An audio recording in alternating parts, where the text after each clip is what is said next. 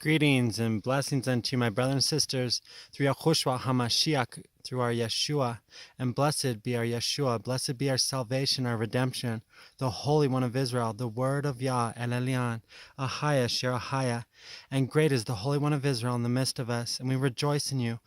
Holy One of Israel, we thank you for this beautiful, blessed day. We thank you in all ways and all things. We thank you for who you are, and we rejoice in you. We trust in your word, Yah, and we thank you that your word is pure and true and tried and proven true. And we thank you that you are a mighty defender and shield unto those who trust in your word, El Elyon. And we thank you, Jehovah. We bless you as one in one in Yahushua HaMashiach, or Yeshua. Hallelujah, Jehovah. Hallelujah, Yahushua HaMashiach. Hallelujah, Ruach HaKodesh. Amen. I am commissioned to bring unto you the scriptures today, and we're reading out of a refreshing translation by the Ruach HaKodesh, and this is called Bel and the Snake. In some translations it's called Bel and the Dragon. And don't worry, I won't tread on you. I will feed you cakes. All right, here you go. You'll understand why I said that. When King Assateges was buried with his ancestors. Forgive me, let me go here. When King Assateges was buried with his ancestors, Cyrus the Persian took over his kingdom. Daniel was a companion of the king, honored above all Cyrus's political advisors. Now the Babylonians had an idol named Bel. Each day they supplied it with 12 bushels of fine flour, 40 sheep, and 6 gallons of wine. The king honored Bel and worshipped it daily, but Daniel worshipped his own God. So the king said to him, "Why don't you worship Bel?" Daniel said, "I don't honor idols made by humans, rather Elolam, who created heaven and earth and has authority over all living things." The king said to him, "You believe Bel is a living God, don't you? Haven't you seen how much he eats and drinks every day?" Daniel laughed and said, "Don't be taken in, your majesty. This is clay on the inside and brass on the outside. It hasn't eaten or drunk anything ever." Furious, the king called his priests. He said to them, If you don't tell me who eats these provisions, you die. But if you can prove that Bel eats them, Daniel will die for insulting Bel." Daniel said to the king, "That's fair enough." Now Bel had 70 priests plus their wives and children. The king went with Daniel to Bel's temple. Bel's priest said, "We're going outside now, your majesty. You set out the food and mix the wine, lock the door and seal it with your own seal. Early tomorrow, if you don't find that Bel has eaten everything, you can kill us. Otherwise, kill Daniel for lying about us." The priests weren't worried because they had made a hidden entrance under the table, which they regularly used to enter to eat everything. When the priests went out, the king set out Bel's food, but Daniel ordered his servants to bring ashes and sprinkle the whole temple with ashes, with only the king watching. Then everyone went out, locked the door, and sealed it with the king's seal, and left. The priests came that night, as usual, with their wives and children, and ate and drank everything. The king and Daniel got up very early the next morning. The king said, "Are the seals unbroken, Daniel?" Daniel answered, "Unbroken, your majesty."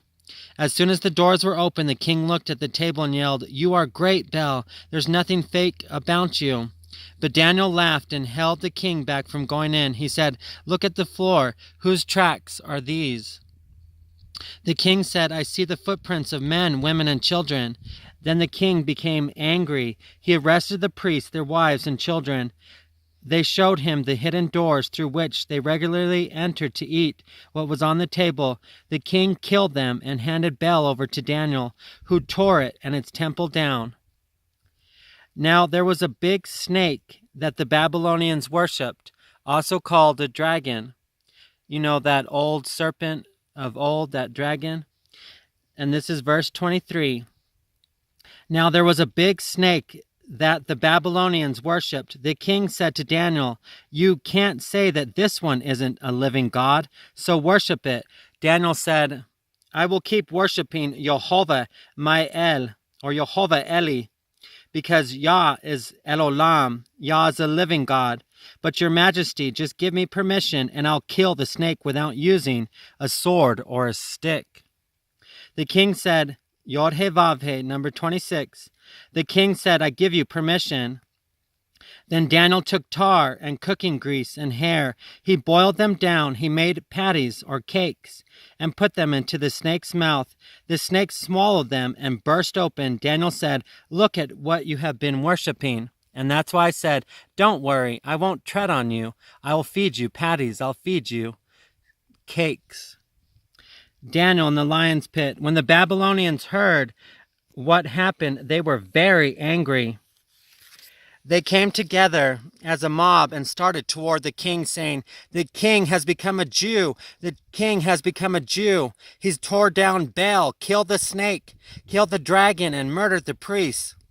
When they reached the king, they said, "Hand Daniel over to us. If you don't, we'll kill you and your family." The king saw that he was in a bind and was forced to hand Daniel over to them. They threw Daniel into a pit of lions. Daniel was there 6 days. There were 7 lions in the pit. Usually they were fed 2 bodies of humans or mankind and 2 sheep daily. But now they were fed nothing so that they would devour Daniel. At the same time, the prophet Habakkuk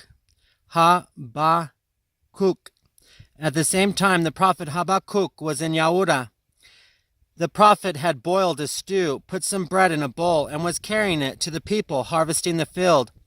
But Jehovah's angel said to Habakkuk, "Take this lunch to Babylon, to Daniel in the lion's pit." Habakkuk said, "Lord, I've never seen Babylon, and I'm not familiar with that pit." So Jehovah's angel lifted Habakkuk by his hair and brought him in a rush of wind to Babylon right above the pit. Habakkuk yelled, "Daniel, Daniel, take the lunch that God has sent to you. Daniel, Daniel, take the lunch that God has sent to you." Daniel said, "Jehovah, you remembered me. You don't abandon the people who love you." Daniel got up and ate. Well, Jehovah's angel took Habakkuk instantly back to his own place. On the 7th day, the king came to the pit to grieve for Daniel. He looked in, and there was Daniel sitting there. Then the king shouted out loud, "You are great, Jehovah! You are great, Jehovah! Daniel's El! You are great, Jehovah! There's no other but you!" The king pulled Daniel out, but he threw the ones who had planned Daniel's destruction into the pit. They were eaten instantly right in front of him. And so shall it be with all of our enemies now. And we thank you, Jehovah. We thank you, Yahushua HaMashiach. We bless you, Lion of Yehuda. We thank you for fighting our battles and devouring all those that would seek destruction or plan for our destruction. We forgive them. We thank you for releasing the 4 winds upon them. We thank you, Jehovah, Yahushua HaMashiach. Amen.